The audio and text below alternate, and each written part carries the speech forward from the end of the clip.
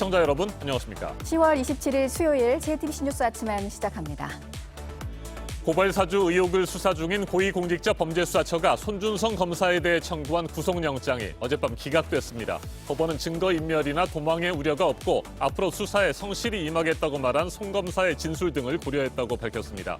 체포영장에 이어 구속영장까지 기각됨에 따라 수사에 큰 차질을 빚게 된 공수처는 보강수사를 거쳐 영장을 다시 청구할지 여부를 판단하기로 했습니다. 자신의 과오들에 대해 깊은 용서를 바란다는 어제 사망한 전직 대통령 노태우 씨의 유언이 전해졌습니다. 고인에 대한 엇갈린 평가 속에 장례를 국가장으로 치르고 국립묘지에 안장할지 여부는 국무회의 심의 후에 대통령이 결정하게 됩니다. 제이크 설리번 미국 백악관 국가안보보좌관이 북한 문제와 관련해 한국과 미국이 협력하고 있지만 대북 접근법에 있어서는 시기나 조건 등 관점이 다소 다를 수 있다고 밝혔습니다. 우리 정부가 적극적으로 추진하고 있는 종전선언에 대해 신중론을 표시한 것이라는 해석이 나옵니다. 문재인 대통령과 민주당 이재명 대선 후보가 어제 만난 가운데 국민의힘에서는 선거 개입이라는 비판이 나왔습니다. 대장동 의혹을 비롯한 정치 현안에 대한 대화는 없었다고 밝힌 청와대는 야권의 후보가 결정되면 대통령과의 회동을 적극 검토하겠다고 했습니다. KT가 이틀 전 인터넷 먹통 사태에 대해 공식 사과했습니다. 최신 설비로 교체하는 작업 도중에 오류가 생겼다며 사실상 인재였음을 인정했습니다. 피해 보상 방안도 조속하게 마련하겠다고 밝혔지만 지금의 야권에 따르면 한 사람당 1,000원도 받기 힘들다는 지적이 나옵니다.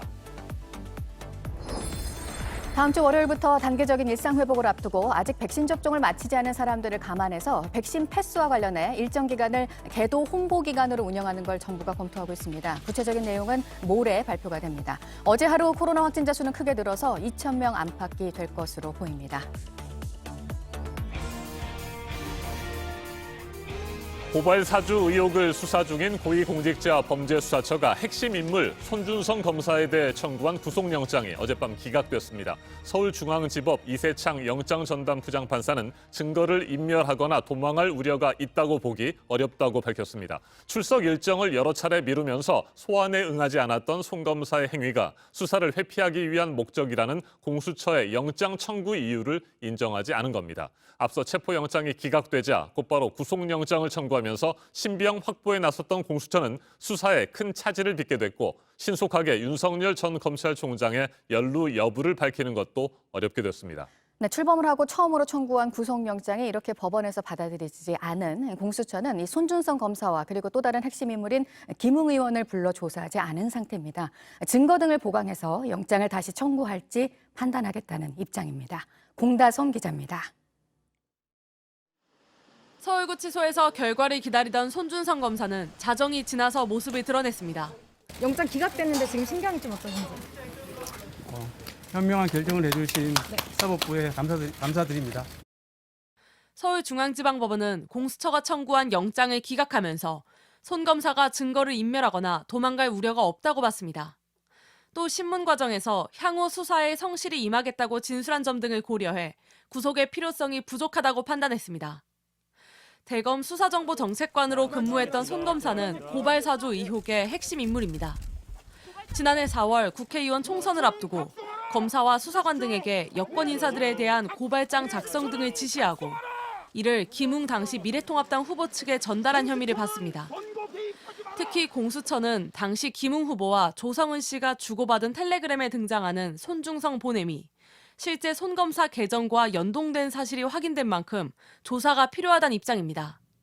하지만 손 검사 측은 고발장을 작성한 적도 김웅 의원에게 전달한 적도 없다고 반박했습니다. 공수처는 손 검사에 대한 체포영장이 기각된 직후 바로 대면 조사 없이 구속영장을 청구했습니다. 공수처가 출범한 이후 처음으로 청구한 구속영장이었습니다. 하지만 손 검사의 혐의를 제대로 소명하지 못해 영장이 기각됨에 따라 수사의 동력도 약해지게 됐다는 전망이 나옵니다. 공수처는 법원의 결정에 대해 아쉽지만 존중한다면서도 추후 손 검사에 대한 조사와 증거 보강을 거쳐 영장을 다시 청구할지 판단하겠다고 밝혔습니다. JTBC 공다솜입니다. 부족한 점, 과오들에 대해 깊은 용서를 바란다. 대한민국 제13대 대통령 노태우 씨가 어제 세상을 떠나기 전 가족들에게 남겼던 생전 유언이 공개됐습니다. 육사 11기 동기로 앞서 대통령을 지낸 전두환 씨와 함께 12.12 군사 쿠데타를 주도하고 5.18 광주 민주화운동을 무력으로 진압했던 고인은 유족의 입을 통해 뒤늦게 용서를 구했습니다. 하지만 5.18 기념재단 등 광주의 5월 단체들은 노 씨가 역사의 죄인으로 기록될 것이라며 죄값을 반드시 평가하겠다고 밝혔습니다. 고인이 남긴 큰 상처가 여전히 아물지 않은 만큼 국가장이나 국립묘지 안장 여부 등 장례 절차를 놓고 논란이 일고 있습니다. 빈소는 오늘 오전 서울대병원에 차려질 예정입니다. 강보들 기자가 보도합니다. 국민을 위해 봉사할 수 있어 영광스러웠다. 나름의 노력을 다했지만 부족한 점과 과오에 대해 깊은 용서를 바란다. 오랜 병상 생활 끝에 89세로 세상을 떠난 전직 대통령 노태우 씨가 생전에 남긴 말이 공개됐습니다.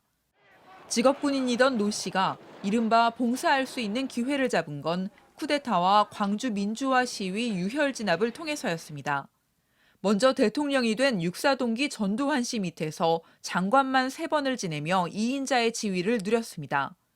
하지만 신군부 치하에서도 세상은 변했고 온 세상은 이제 민주화의 물결에 휩싸이고 있습니다. 민주화 참 좋죠. 얼마나 좋습니까? 여당 대선 후보일 때는 6월 항쟁으로 터져나온 직선제 요구. 첫 직선제 대통령이 된 뒤에는 50 청산 요구를 받아들일 수밖에 없었습니다. 퇴임 후에는 역사 바로 세우기 분위기 속에 쿠데타, 광주 유혈 진압, 수천억 원의 비자금 조성 혐의로 법정에 서야 했습니다. 구속수감 2년 만에 특별 사면으로 풀려났지만 전직 대통령 예우는 박탈당했습니다. 사면, 복권, 또 예우 박탈 등을 국가장 시행의 제한 사유로 명시를 안 해놨습니다. 그렇기 때문에 국가장이 가능하다. 그러나 절차가 필요하다. 국가장 여부는 광주 관련 단체와 진보 진영의 반대 속에 결국 문재인 대통령의 결단에 따라 결정될 것으로 보입니다. 청와대는 아직까지 별세 관련해 공식적인 입장을 내놓지 않았습니다. 오늘 오전 서울대병원에 빈소를 차릴 예정인 유족들은 장례 절차는 정부와 협의 중이라고 밝혔습니다.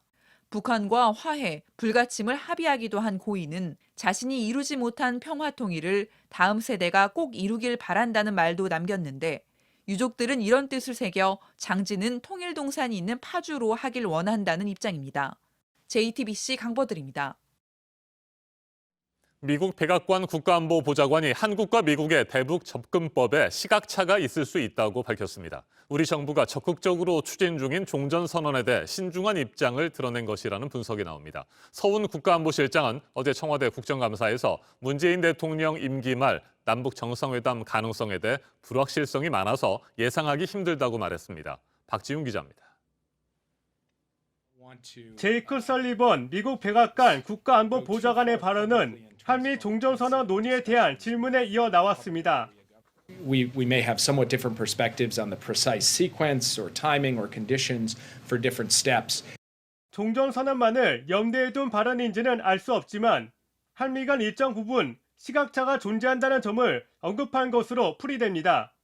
설리번 보좌관은 이어 북핵 문제에 대한 외교적 접근법을 다시 강조하면서도 억지력도 함께 언급했습니다. But we are fundamentally aligned on the core strategic initiative here and on the belief that only through diplomacy are we going to really truly be able to effectively make progress and that diplomacy has to be effectively paired with deterrence. 한편 서훈 청와대 국가안보실장은 문재인 정부 임기 말 남북 정상회담 성사 가능성에 대해 예상하기 힘들다고 말했습니다. 지금 불확실성이 많기 때문에 어떤 예상을 하기는 힘들죠. 이제 겨우 연락선이 소통된 상태 아니겠습니까? 서 실장은 내년 대선을 앞두고 남북 이벤트를 만들 우려가 있다는 야당 의원의 지적에 정치 이벤트성으로 정상회담을 추진하지 않을 것이라고 강조했습니다. JTBC 박지윤입니다. 문재인 대통령이 이재명 더불어민주당 대선 후보를 어제 청와대에서 만났습니다. 지난 10일 민주당 대선 후보 확정 16일 만입니다. 문 대통령은 축하의 뜻을 전하고 원팀 정신을 강조했습니다. 이 후보는 문재인 정부의 성공을 위해서 최선을 다하겠다고 답했습니다. 청와대는 어제 만남에서 대장동의 대자도 나오지 않았다고 밝혔습니다. 국민의힘은 이번 회동이 대통령의 명백한 선거 개입이라고 주장했습니다. 황예린 기자가 보도합니다. 문재인 대통령과 이재명 민주당 대선 후보가 후보 확정 16일 만에 청와대에서 만났습니다. 함께 들어선 청와대 상춘제에서 대통령은 축하말을 건넸고 민주당 대선 후보로 선출되신 것을 축하드립니다. 곧바로 원팀 정신을 언급했습니다. 다시 하나가 되는 게 중요한데 그렇습니다. 그런 면에서 일요일 날 이낙연 전 대표님하고 해도 아주 좋았다고 생각합니다. 이 후보는 문재인 정부의 성공을 위해 최선을 다하겠다고 화답했습니다. 저는 이제 경기도지사로 우리 문재인 정부 일원 아닙니까? 우리 문재인 정부 성공, 역사적인 정부로 나도록 저도 최선을 다하도록 하겠습니다. 예, 끝까지 많이 도와주시고요. 회동은 이철희 청와대 정무수석이 배석한 가운데 50분 동안 이어졌습니다. 청와대는 대장동 의혹을 비롯해 정치 현안과 관련한 대화는 없었다고 밝혔습니다. 이 수석은 대장동의 대자도 나오지 않았다고 했습니다. 다만 유영민 대통령 비서실장은 국회 운영위 국정감사에서 대장동 개발 이익과 관련해 국민이 납득할 수 없는 비상식적인 수준으로 봤다고 말했습니다. 국민의힘은 문 대통령과 이 후보의 회동을 비판했습니다. 윤석열 예비 후보는 명백한 선거 개입 행위라며 문 대통령은 이 후보 선거 캠페인에 병풍을 서준 것이라고 했고 유승민 예비 후보는 대장동 게이트를 덮고 퇴임 후 안전을 보장하는 뒷거래 가능성이 높다고 주장했습니다. 청와대는 과거 전례와 선관위 협의를 통해 회동이 가능하다는 판단을 했고 야권 후보가 선출되면 대통령과 회동을 적극 검토하겠다고 밝혔습니다. JTBC 황예린입니다. 이재명 더불어민주당 대선 후보는 특혜와 로비 의혹이 이어지고 있는 대장동 개발 사업을 통해 민간 사업자가 큰 이득을 챙긴 원인을 예상치 못한 부동산 폭등의 탓으로 그동안 돌려왔습니다. 사업이 시작된 2015년에 부동산 경기가 좋지 않았기 때문에 성남시가 우선 확정 이익을 받도록 설계했다는 주장입니다. 하지만 JTBC 취재 결과 당시 미분양이 속출했다는 이 후보의 주장에는 결정적인 허점이 있었습니다. 경기도 전체가 아니라 대장동이 있는 성남시로 좁혀서 통계를 보면 아파트 미분양은 단 한 건도 없었습니다. 이윤석 기자입니다. 이재명 후보는 대장동 개발 사업 추진 당시 부동산 경기가 안 좋아 미분양이 속출했다고 했습니다. 사업 성공 여부가 불투명했기 때문에 성남시가 확정 이익을 선택할 수밖에 없었다는 주장입니다. 통계 수치도 제시했습니다. 2015년은 여러분 아시다시피 그 부동산 경기가 엄청 나쁠 때입니다. 보시면 2015년부터 2016년까지 이 미분양이 속출하던 때입니다. 이 후보가 직접 제시한 통계엔 경기도 미분양 물량 변화라는 제목이 붙었습니다. 경기도 전체 미분양 통계입니다. 2015년 당시 용인, 파주, 화성, 김포시 등에서 발생한 대규모 미분양 수치가 포함됐습니다. 하지만 성남시로 좁혀보면 상황이 다릅니다. 당시 대장동이 있는 성남시엔 아파트 미분양이 한 건도 없었습니다. 미분양이던 일부 연립주택과 도시형 생활주택 등 9건도 10월 기준 모두 분양됐습니다. 판교 테크노밸리의 IT 기업들이 들어서면서 성남 지역 주택 수요가 늘어났기 때문입니다. 13년, 14년이 최저였어. 그다음부터는 상승 곡선을 탄 거예요. 2015년 들어오면서부터는 화랑의 붐을 당시 한 언론은 성남 위례 신도시에서 수도권 청약 경쟁률 신기록이 나왔다고 보도했습니다. 지역별로 이렇게 뜯어보면은 상승을 주도하는 지역이 있고 따라가는 지역이 있습니다. 통계를 볼 때도 전체 통계를 봄과 동시에 지역별 통계도 같이 봐야지 그런 오류를 피할 수 있습니다. 이 후보 측은 고정 이익 확보를 지시한 건 위례 사업에서 민간업자가 비용을 부풀려 성남시 이익을 줄였기 때문이라고 말했습니다. 또 경기도 전체 미분양 통계를 제시한 것과 관련해선 지역적인 부분이고 실무진 착오일 수 있다고 해명했습니다. JTBC 이윤석입니다. 네, 다음 주 금요일에 대선 최종 후보가 결정되는 국민의힘 쪽 소식도 보겠습니다. 당원 투표 반, 국민 여론조사 반의 비율로 결정이 되는데 이 여론조사 질문을 어떻게 할지를 두고 주자들 간의 갈등이 그간 있었는데요. 절충안으로 그 방식이 정해졌습니다. 누구에게 유리하고 또 불리할지 알 수 없다는 분석이 나옵니다. 배양진 기자입니다. 국민의힘은 최종 경선에서 당원 투표와 일반 국민 여론조사를 절반씩 반영합니다. 이 중 후보 간 입장이 엇갈린 건 국민 여론조사 문항. 국민의힘 선거관리위원회는 최종 문항을 확정했습니다. 1대1로 설명을 다 해주고 마지막에 우리가 본선 경쟁력 있는 후보가 누구인지를 묻게 되는 겁니다. 선관위는 정확한 문구는 밝히지 않았습니다. 다만 이재명 더불어민주당 후보와 국민의힘 후보 간의 가상 양자 대결을 먼저 모두 불러준 뒤 이 중 가장 경쟁력 있는 국민의힘 후보가 누군지를 묻는 방식이 거론됩니다. 양자 가상 대결 방식을 선호했던 윤석열, 원희룡 예비후보와 후보 4명 중 1명을 고르는 객관식을 원했던 홍준표, 유승민 예비후보 측의 의견을 절충했다는 분석이 나옵니다. 원희룡, 윤석열, 홍준표 후보 측은 받아들이겠다고 했습니다. 당에서 내려진 결정이기 때문에 따라갈 수밖에 없지 않나. 반면 유승민 캠프 측은 당원 투표 문항과 달라 공정하지 않고 전례 없는 문항이라 원칙에도 어긋난다며 반발했습니다. 캠프 내부에선 윤 후보 측이 억지를 부린 결과란 불만도 나왔습니다. 한편 국민의힘 지도부와 대선 주자들은 어제 오전 박정희 전 대통령의 42주기를 맞아 국립현충원을 찾았습니다. 후보들은 입을 모아 박 전 대통령의 업적을 기렸습니다. 저도 시청 앞에 운구되는 장면을 봤습니다. 참 비극적인 사건이었습니다. 가난과 보릿고개로부터 우리 국민들을 해방시킨 그 공로는 역사에 길이 남을 거라고 생각합니다. 박정희 같은 혁신가라면 국가 비전과 국민들에게 희망의 열쇠를 무엇을 줘야 될지. 윤석열 후보도 이분의 위협을 기리고 본받아 대한민국 제도약을 이루어야 한다고 밝혔습니다. JTBC 배양진입니다. 그제 곳곳을 마비시켰던 통신장애에 대해서 KT가 인재임을 사실상 인정하고 사과하면서 피해에 대한 보상 방안을 만들겠다고 했는데요. 구체적으로 계획을 밝힌 건 아직 아닙니다. 3년 전에 아현동 기지국 화재로 먹통이 됐을 때도 이런 일이 다시 없도록 하겠다고 했었는데 이번에도 같은 말을 했습니다. 김영민 기자입니다.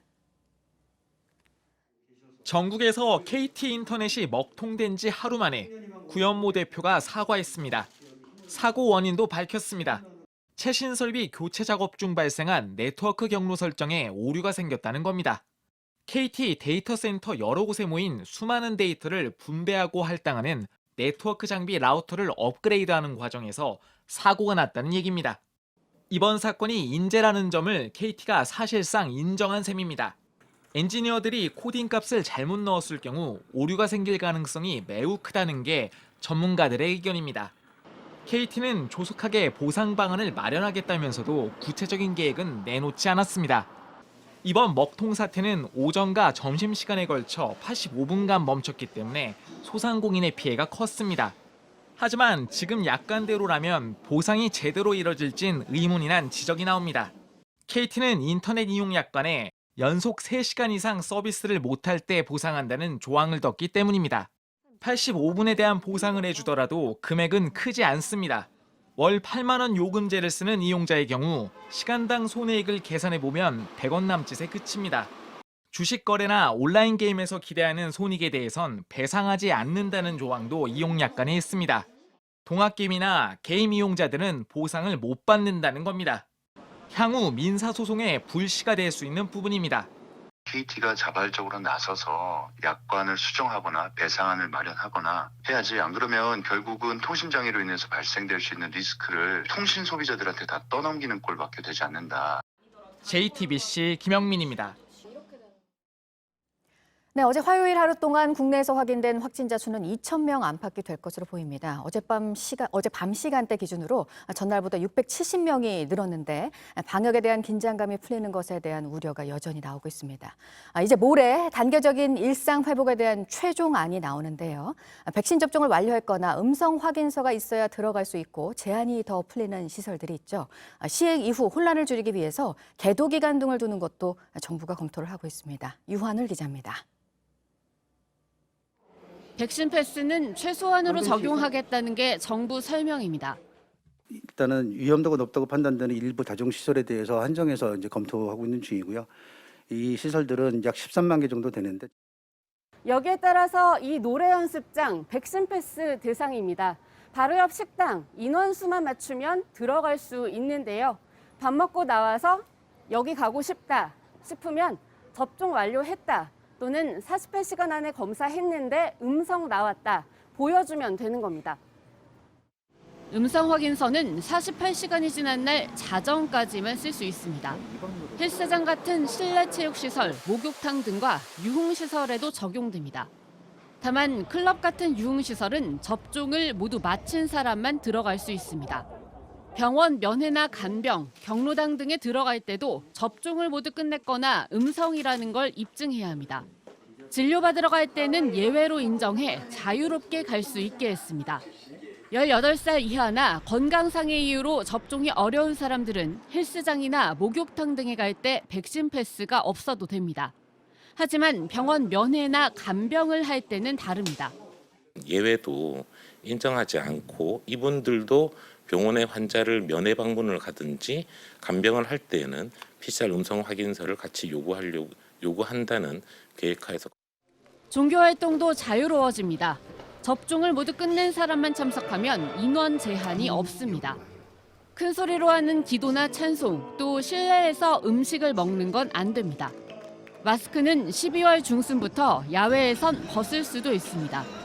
실내에선 단계적 일상 회복 마지막 단계까지 그대로 써야 합니다. JTBC 유한울입니다. 이번에는 오늘 아침 체크해봐야 할 뉴스들을 분야별로 살펴보겠습니다. 먼저 정치 분야입니다. 이재명 더불어민주당 대선 후보가 당내 경선 후보였던 정세균 전 국무총리를 어제 만났습니다. 이 후보의 요청에 따라 정 전 총리는 이낙연 전 대표와 함께 당 선대위 상임 고문을 맡기로 했습니다. 이 후보는 오늘 추미애 전 법무부 장관도 만나서 대선 승리를 위한 원팀 구성 논의를 이어갈 예정입니다. 제3지대 대선 주자인 김동연 전 경제부총리가 공무원 수를 20% 감축하고 행정고시와 정년을 폐지하는 등의 공무원 개혁을 1호 공약으로 발표했습니다. 행시 출신으로 34년 동안 공직에 몸담았던 김 전 부총리는 공무원 철밥통을 깨고 기득권 카르텔을 개혁해 유연한 정부를 만들겠다고 밝혔습니다. 지난 7일 부임한 김건 주영 한국 대사가 엘리자베스 2세 영국 여왕에게 신임장을 전달하기 위해 어제 런던 버킹엄 궁을 방문했습니다. 최근 병원에 입원했다가 퇴원한 엘리자베스 2세 여왕과 화상으로 만났는데 김 대사는 한복을 입고 갓을 쓴 모습이었습니다. 영국 언론들은 여왕이 퇴원한 뒤 첫 공식 석상에 나왔다고 전하면서 김 대사의 의상에 관심을 나타냈습니다. 비정규직 노동자가 처음으로 800만 명을 넘어섰습니다. 임금 노동자 10명 가운데 4명꼴입니다. 지난 8월 기준으로 1년 사이에 64만 명이 늘었는데요. 연령별로는 60대 이상에서 비정규직이 가장 많이 늘었고 여성이 남성보다 11%가량 비중이 높았습니다. 카카오 모빌리티 본사에 대한 공정거래위원회의 현장 조사가 진행됐는데요. 카카오 가맹택시에 승객 호출을 몰아주고 있다면서 택시업계에서 조사를 촉구하면서입니다. 이번 조사로 택시 호출 시스템 관련 자료를 확보한 것으로 전해졌는데요. 조사 결과에 따라서 제재 여부와 수위를 결정할 방침입니다. 기업 회생 절차를 받고 있는 이스타항공 직원들이 체불 임금과 추상을 자진 반납하기로 했습니다. 회사를 살리기 위해서 동참하겠다는 취지인데요. 운항 면허를 다시 취득할 때까지 근무 중인 직원은 임금의 30%를, 휴직 중인 직원은 휴직 수당을 반납하기로 의견을 모았습니다.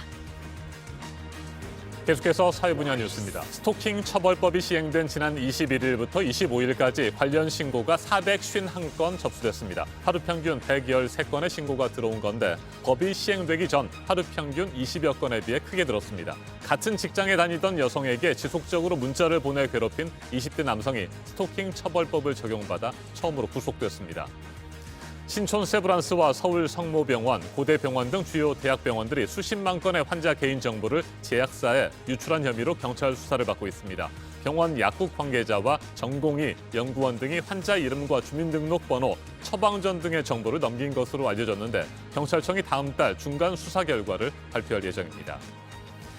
어제 저녁 8시 반쯤 서울 성동구 금호동의 15층 아파트 2층에서 불이 났습니다. 거실에 있던 전기 히터 주변에서 불이 시작된 것으로 전해졌는데 가재, 도구 등이 불에 타 소방서 추산 1,500만 원의 재산 피해가 났습니다. 집안에 사람은 없었고 이웃 주민 50여 명이 긴급 대피했습니다. 예술인들의 창작 활동을 지원하는 복합문화공간 예술청이 어제 문을 열었습니다. 서울문화재단이 민간 소유였던 옛 동숭 아트센터를 사들여서 전시 공간 등으로 꾸몄는데요. 모든 공간은 무료로 이용할 수 있습니다.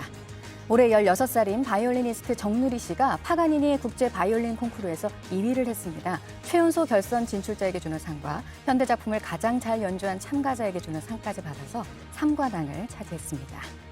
경남 마산에서 열리는 국화축제가 오늘 시작이 됩니다. 차를 타고 축제장을 돌면서 꽃구경을 해야 했던 것이 올해는 걸으면서 관람하는 것도 허용이 됐습니다. 다음 달 7일까지 이어집니다. 쇼트트랙 국가대표 심석희 선수의 평창 동계올림픽에서의 고의 충돌 의혹과 관련해서 대한빙상경기연맹 조사위원회 첫 회의가 오늘 열립니다. 조사 대상과 범위 그리고 심석희 선수 대면 조사 여부 등이 결정이 될 것으로 보입니다. 신용카드 발급이 어려웠던 저신용 취약계층을 위한 카드가 오늘 출시가 되는데요. 연간 가처분 소득 600만 원 이상, 개인 신용평점 하위 10% 이하가 대상입니다. 서민금융진흥원이 보증을 하는데 월 최대 한도는 200만 원입니다. 경기도 일산과 김포를 잇는 일산대교를 건널 때 오늘 정오부터는 통행료를 내지 않습니다. 경기도가 주식회사 일산대교에 대한 민간 투자 사업자 지정을 취소하면서 통행료 징수 근거가 없어졌습니다. 분야별 뉴스들 체크해드렸습니다.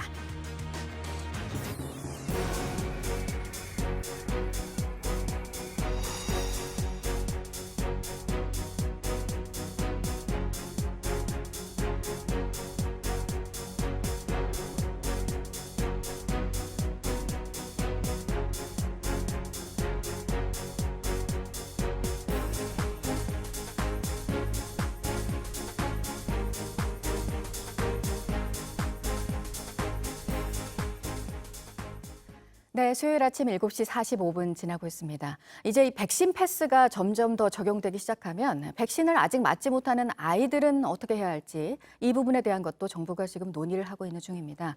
미국에서는 아이들 접종에 대한 보건당국의 권고가 나왔는데요. 5세에서 11세에 대해서 화이자 백신을 맞게 하는 겁니다. 보도국 연결해서 알아보도록 하겠습니다.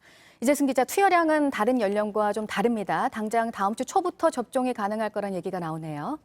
네, 미국 식품의약청 FDA 자문위원회는 이 화이자가 신청한 5세부터 11세 아동에 대한 코로나19 백신을 접종하는 부분을 허용토록 권고했습니다. 이 자문위원 18명 가운데 1명을 제외한 나머지 17명이 찬성했습니다. FDA에서 며칠 내로 이를 승인하면 질병통제예방센터에 추가 절차를 거쳐 이르면 다음 주에는 실제 접종이 이뤄질 것으로 전망됩니다. 미국 내 접종 대상 아동은 2,800만 명 가량으로 추산됩니다. 네, 미국이 우리나라에 대한 여행 경보 단계를 또 올렸네요. 네, 미 국무부가 이 한국에 대한 여행 경보를 3단계인 여행 재고로 올렸습니다. 그러면서 한국의 코로나19 상황을 반영했다고 밝혔습니다. 미 국무부의 여행 경보는 총 4단계가 있는데 일본과 중국에 대해서 3단계를 유지하고 있고 북한은 여행 금지인 4단계가 내려져 있습니다. 앞서 미 국무부는 지난 6월엔 한국에 대한 여행 경보를 1단계까지 내렸었는데요. 이후 코로나19 재확산의 여파로 지난 8월에 2단계로 올렸고 이번에 3단계로 또다시 강화했습니다.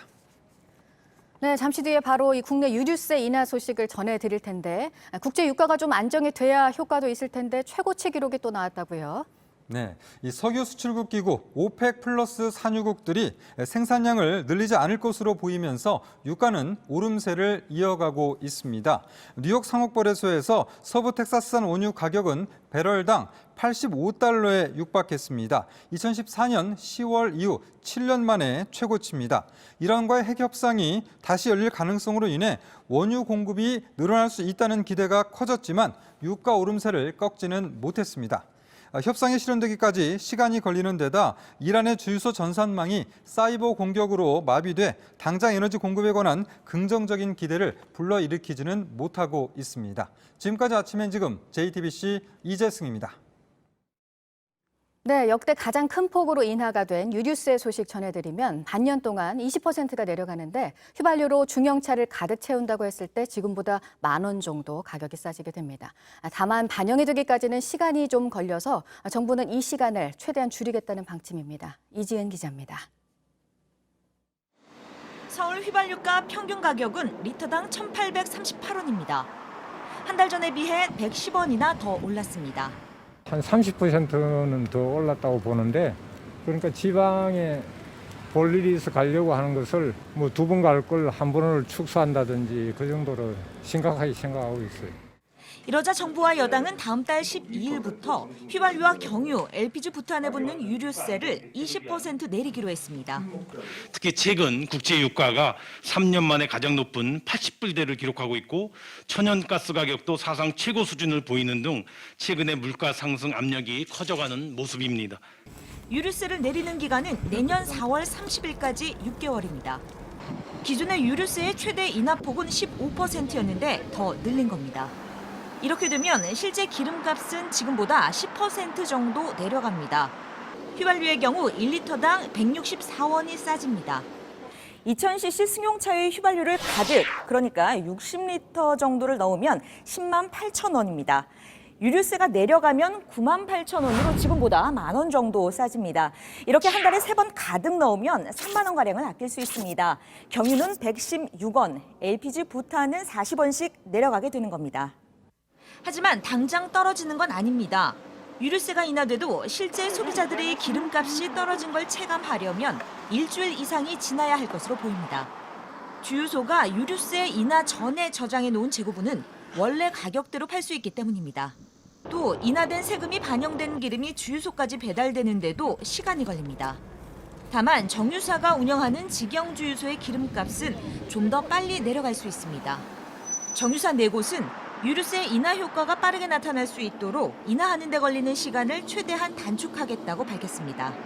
전국 주유소 중 직영으로 운영하는 곳은 7%, 800여 곳에 이릅니다. JTBC 이지은입니다. 지난 3분기 우리나라 경제 성장률이 0.3%로 집계됐습니다. 마이너스 3.2%를 기록했던 지난해 2분기 이후 가장 낮은 성장률입니다. 올해 4% 성장 목표에 빨간불이 켜졌다는 평가가 나옵니다. 이 같은 상황에서 오는 11월 1일부터 단계적 일상회복, 이른바 위드 코로나가 시작됩니다. 그동안 코로나19 사태로 억눌렸던 경기가 어느 정도나 회복될 수 있을지 주목됩니다. 서지용 상명대 경영학부 교수 자리 함께했습니다. 어서 오십시오. 예, 안녕하세요. 네, 7월부터 9월까지의 3분기 경제 성장률 0.3% 성장, 가까스로 플러스 성장을 유지하기는 했습니다. 하지만 지난해 2분기 이후에 가장 낮은 수치인데요. 코로나19 4차 대유행 때문에 민간 소비가 크게 줄어든 것이 가장 큰 원인이라고 보면 되겠습니까? 예, 최근에 3분기 GDP 성장률 실적이 발표가 됐는데요. 뭐 예상 외로 이제 3분기 실적치가 좀 둔화됐습니다. 성장률 0.3% 달성이 됐지만 예상했던 0.6%에 못 미쳤습니다. 그러니까 원래는 이제 경제 성장률 같은 경우는 이제 전년 동기 대비로 살펴보는 게 맞는데 전년도 코로나19로 인해 가지고 워낙 성장률이 역성장했기 때문에 기저효과 때문에 분기별로 살펴보게 되면 올해 이제 1분기에 1.7%, 2분기에 0.8%, 네. 3분기에 0.6% 정도 기대했었고요. 0.3% 달성이 됐고, 그래서 4분기에 이제 1.04%가 달성이 돼야 정부가 계획하고 있는 4% 달성이 네. 되는 그런 어려운 상황이고요. 주요 요인은 이제 말씀하신 대로 이제 민간 소비 위축인 것 같습니다. 코로나19가 7월부터 이제 변이 바이러스 등으로 이제 확산되면서 4자리 일 확진자 수가 이제 나오면서 대면 소비가 이제 줄어든 게 주요 원인인 것 같고요.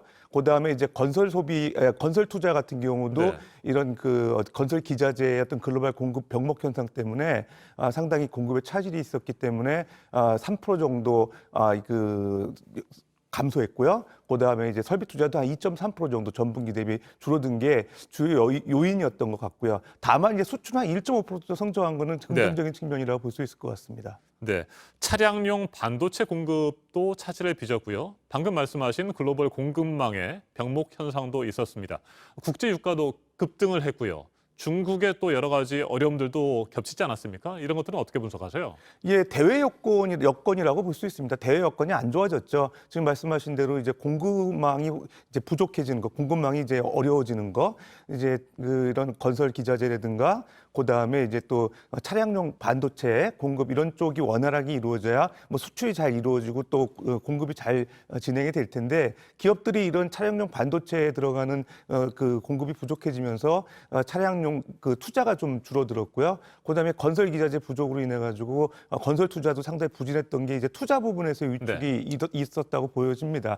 그다음에 이제 국제 유가 같은 경우도 최근에 보게 되면 이제 거의 뭐 연말 가면 90불 이상 될 거라는 전망들이 많게 나오고 있는 상황이고요.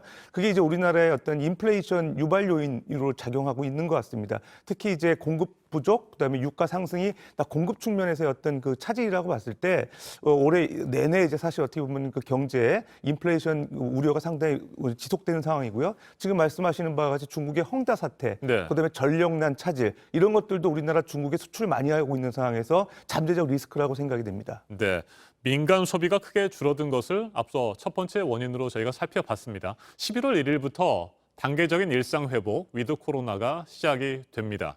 정부는 소비 쿠폰 사용을 재개할 계획도 세우고 있고요. 그렇게 된다면 민간 소비가 조금씩 살아나면서 경제 성장률 목표 4%를 달성할 수 있을 것으로 보세요?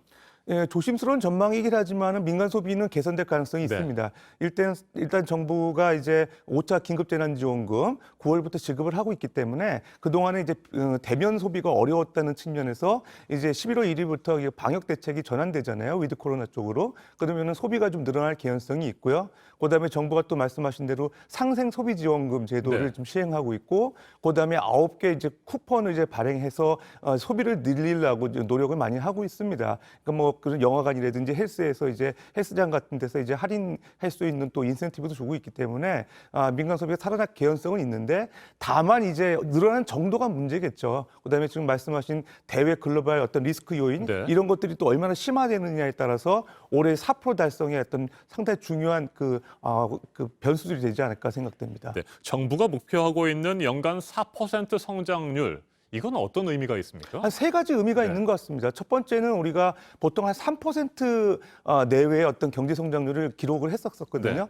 다만 2019년도 2% 성장한 거 외에는 대체적으로 3%였는데 작년도에 코로나19로 인해 가지고 0.9% 역성장을 했어요. 그러니까 사실은 마이너스 1% 성장 역성장했다고 보면 올해 4%를 달성을 해야 예년 성장률로 돌아간다. 이런 의미가 있는 것 같습니다. 그래서 4%에 대한 상당히 관심이 많고 두 번째는 이제 그 글로벌 전망 기관들이 올해 우리나라 경제 성장률을 4% 이상으로 이제 평가하고 있거든요. 대외 신인도 재고 측면에서라도 꼭 4% 달성이 돼야 우리나라의 어떤 그 수출을 많이 하는 국가로서의 위상이 좀 제고되지 않을까 그런 측면도 두 번째로 볼 수 있을 것 같고요. 마지막으로 이제 문재인 정부 임기 말입니다. 그래서 어떻게 보면은 이제 그 코로나19로 인해서 부진했던 성장률이 원상 궤도로 이제 도달이 된 이후에 성과가 좀 더 주목받지 않나 이런 측면에서 정부의 어떤 의지가 더 강한 것 같습니다. 네, 국제 유가가 급등하면서 운전자들의 부담이 커졌습니다. 이에 따라서 정부가 유류세 20% 인하 방침을 결정했는데 물가 안정에 도움이 될 것으로 보십니까? 뭐 상당 부분 도움이 될 것 같습니다. 뭐 유류세 20%가 지금 인하가 되게 되면 일단 그 소비가 늘어날 개연성이 분명히 있죠. 그다음에 이제 또 이제 어떻게 보면 지금 공급 쪽에서 인플레이션 압력이 높은 상황에서 하반기에 이제 소비가 이제 늘어나면서 이제 인플레이션 또 수요 쪽에서도 우려 요인은 되긴 되지만 어쨌든 상생 소비 지원금, 긴급 재난금 효과, 그다음에 유류세 인하에 대한 가처분 소득 증가 이런 것들이 이제 그 방역 대책 전환을 위해서 대면 소비가 늘어나는 쪽으로 가면 아무래도 이제 우리나라의 민간 소비가 차지하는 경제 성장률 비중이 한 50% 정도 됐을 때 상당히 기여도는 높다 이렇게 생각이 됩니다. 네, 끝으로 한 가지만 질문을 드리겠습니다. 한국은행이 11월 25일에 현행 0.75%인 기준금리를 올리는 것을 사실상 기정사실화하지 않았습니까? 그대로 될까요? 예, 뭐 가능성이 높습니다. 일단 11월 달 이제 금통이 예정돼 있는데 지금 0.75%거든요. 0.25%포인트 인상 가능성이 있습니다. 최근에 이제 물가 상승률이 높고요. 그다음에 정부가 이제 가계부채를 억제하기 위한 노력이 있기 때문에 볼륨을 줄인 다음에 그다음에 또 이제 그 가계부채 증가율도 이제 억제하는 측면에서 물가 상승률 대비한다는 측면에서 올해 연말까지 1%로 유지한 다음에 내년에 또 추가적으로 인상 가능성이 있다고 이제 전망을 많이 하거든요. 그러니까 올해는 어쨌든 0.25% 인상 가능성이 높다고 보여집니다. 알겠습니다. 오늘 여기까지 듣겠습니다. 서지영 상명대 경영학부 교수였습니다. 말씀 잘 들었습니다. 예, 감사합니다.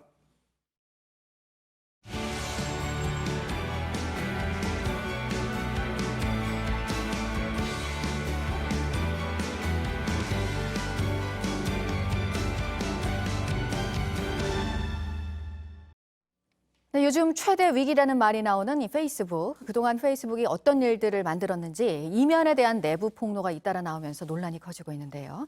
극단주의를 조장했다는 비판까지 받고 있습니다. 김재현 기자입니다.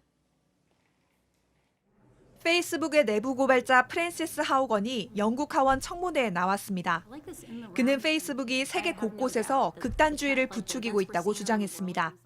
The algorithms take people who have very mainstream interests and they push them towards extreme interests. You can be someone center left and you'll get pushed to radical left. You can be center right, you'll get pushed to radical right. 페이스북이 이용자에게 혐오나 음모론처럼 극단주의를 조장하는 내용을 반복해서 노출시킨다는 겁니다. 하지만 페이스북이 관련 안전망은 충분히 갖추지 않았다고 하우건은 비판했습니다. I think there is a view inside the company that safety is a cost center. It's not a growth center, which I think is very short term in thinking. CNN, 뉴욕타임스 등 미국 매체들도 하우건이 제공한 수백 건의 내부 문건을 토대로 비판 보도를 쏟아내고 있습니다. 특히 지난 1월 미국 의사당 폭동을 조직하는데 페이스북이 플랫폼으로 이용됐지만 이를 제대로 막지 못했다고 지적했습니다. 폭동이 일어난 뒤에야 페이스북이 음모론에 대응을 했다는 겁니다. 마크 저커버그 페이스북 최고 경영자는 왜곡 보도라며 반박했습니다. But my view is that what we are seeing is a coordinated effort to selectively use leaked documents to paint a false picture of our company. JTBC 김재현입니다. 네, 오늘 전국이 흐리다가 차츰 맑아지겠습니다. 낮 기온은 서울 18도, 대전 20도, 광주 21도, 부산 22도로 어제와 비슷하겠습니다. 오늘 특히 미세먼지 농도가 한때 높은 곳들이 있겠는데요. 경기 남부와 충북, 전북 등에서는 나쁨이 예상됩니다. 제주도 해안으로는 너울성 파도가 거세게 일 것으로 보입니다. 이상으로 JTBC 뉴스 아침엔 수요일 순서 모두 마치겠습니다. 내일 아침 7시 20분에 다시 찾아뵙겠습니다. 건강한 하루 보내시기 바랍니다. 고맙습니다.